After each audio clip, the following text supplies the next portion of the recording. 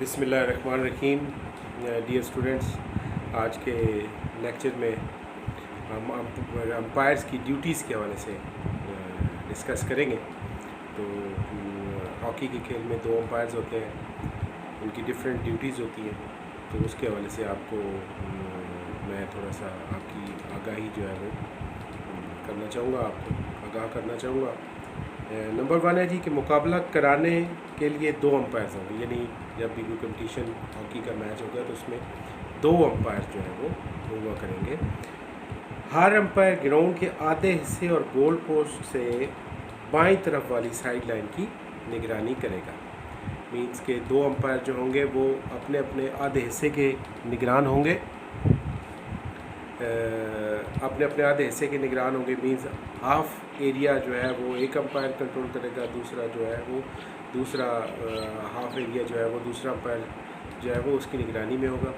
और दोनों अपनी अपनी बाएं साइड वाली जो साइड लाइन है उसकी निगरानी जो है वो मुकम्मल तौर पे करेंगे। यानी नंबर 1 रूल जो है ये है। नेक्स्ट है जी कि खेल शुरू होने से कबल अंपायर खिलाड़ियों के लिबास और हॉकी स्टिक का मुआयना करेंगे। यानी ये भी एक अंपायर्स की ड्यूटी है कि जो खिलाड़ी पार्टिसिपेट कर रहे हैं उनका यूनिफॉर्म जो है according to the hockey rules and regulations होना चाहिए। ऐसा यूनिफॉर्म नहीं होना चाहिए या कोई ऐसी चीज़ नहीं पहनी होनी चाहिए जिसकी वजह से ये हो कि कोई खिलाड़ी का दूसरे खिलाड़ी जो है वो ज़ख्मी हो जाए या उनको कोई प्रॉब्लम हो।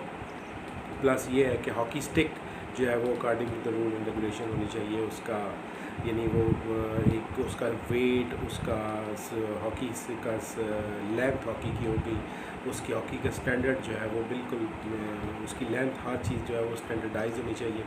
किसी किस्म की उसमें कोई चेंजेस नहीं होनी चाहिए। तो लिबास में उनके कॉस्ट्यूम्स वगैरह, उनकी शर्ट्स, ये सारी तमाम चीज़ें आ जाती हैं। फिर उनके शिन पैड्स हैं, स्टॉकिंग्स हैं, ये सारी चीज़ें जो है वो अंपायर चेक करते हैं। नेक्स्ट है जी कि अंपायर कॉर्नर के मुतालिक फ़ैसला अपने आधे हिस्से में देगा। यानी अगर कोई कॉर्नर हो जाता है तो उसको वो अपने हाफ एरिया के अंदर उसको एग्जीक्यूट कराने के हवाले से अपना फ़ैसला देगा। नेक्स्ट है कि मुकाबला शुरू होने से बेशतर ग्राउंड और उससे मुतल्लिक़ा सामान यानी का मुआयना करना, या खेल शुरू कराने से पहले ग्राउंड का मुकम्मल मुआयना करना, देखना, और उसके मुतल्लिक़ा रिलेटेड जो सामान है, गोल पोस्ट है, नेट है, ठीक है जी, उसके अलावा साइड लाइंस, बैक लाइंस, ये सारी चीज़ों को देखना, ठीक है, मुआयना करना, ये भी अंपायर की ज़िम्मेदारी में आता है। नेक्स्ट है कि अंपायर्स को खेल के दौरान हर किस्म का फ़ैसला करने का मुकम्मल इख्तियार हासिल हुआ। यानी अंपायर जो है वो किसी किस्म का डिसीजन देने में भी वो फ्री होंगे। यानी सपोज़ अगर कोई खिलाड़ी जो है वो किसी किस्म का फ़ॉल उससे कमिट होता है तो उसके मुताबिक डिसीजन देना, ठीक है। अगर सपोज़ कोई खिलाड़ी जराना खेल पेश करता है तो उसको फिर वार्निंग देना या उसको टेम्परेरी खेल से मुअत्तल कर देना या परमानेंट बेसिस पे उसको यानी रेड कार्ड शो करके उसको निकाल देना, ये भी एक रेफरी की ज़िम्मेदारी में, अंपायर की ज़िम्मेदारी में आता है। नेक्स्ट है जी कि अंपायर किसी अपील का इंतज़ार किए बगैर फ़ैसला देंगे। यानी अगर कोई रेफ इस चीज़ को जज करता है और कोई अपना फ़ैसला देता है तो किसी किस्म की अपील की ज़रूरत उनको नहीं है। उससे वो जो चीज़ देख रहे हैं उसके मुताबिक वो अपना डिसीजन जो है वो देंगे जी। नेक्स्ट है कि खिलाड़ी, मुतबादिल खिलाड़ी और मुअत्तलशुदा खिलाड़ियों की निगरानी अंपायर के दायरे इख्तियार में होगी। यानी जो खिलाड़ी सस्पेंड कर दिए जाते हैं किसी फाउल की बेस के ऊपर, टेम्पररी बेस के ऊपर या परमानेंट बेस के ऊपर, या जो सब्स्टिट्यूट प्लेयर्स हैं उनका रिकॉर्ड्स ये भी अंपायर की ज़िम्मेदारी में होगा। नेक्स्ट है जी कि अगर अंपायर ग्राउंड के अपने निस हिस्से में साइड लाइन या बैक लाइन से बाहर निकल जाने की सूरत में फ़ैसला देगा। यानी हर अंपायर जो अपने निस हिस्से में खड़ा है तो अगर बॉल जो है वो साइड लाइन क्रॉस करती है या बैक लाइन क्रॉस करती है तो अकॉर्डिंगली जो अंपायर जो है वो उसका डिसीजन जो है वो देगा।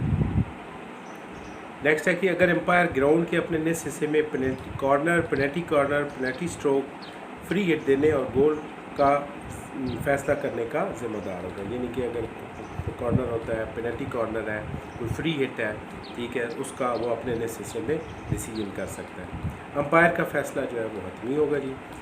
हर अंपायर खेल और दरमियानी वक्फे के वक्त का हिसाब रखेगा, यानी total duration of the play है और उसके दरमियान जो इंटरवल है उसका भी हिसाब रखना अंपायर की ज़िम्मेदारी है।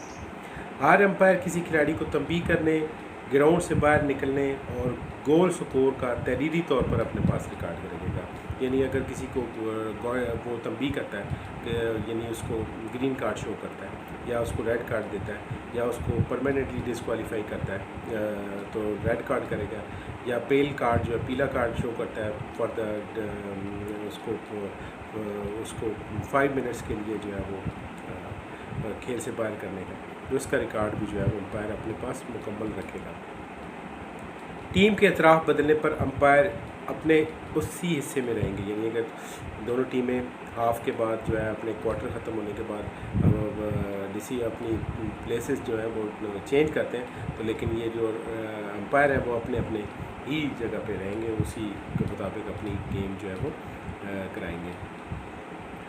उसके बाद है जी कि खेल का आगाज़ करना हो, ये सारी चीज़ें। उसके बाद एक मुख्तलिफ यानी खेल के आगाज़ करने से इशारा देना, खेल के क्वार्टर को बंद करने के हवाले से करना, किसी फाउल सज़ा को लागू करने के हवाले से खेल रोकना, बॉल का साइड लाइन या बैक लाइन से बाहर जाने की सूरत में पेनल्टी स्ट्रोक लगाने के लिए इशारा देना, या पेनल्टी स्ट्रोक के बाद खेल का दोबारा इजरा करना, ये तमाम की तमाम जो है वो रिस्पॉन्सिबिलिटीज़ जो हैं वो अंपायर्स की होती हैं।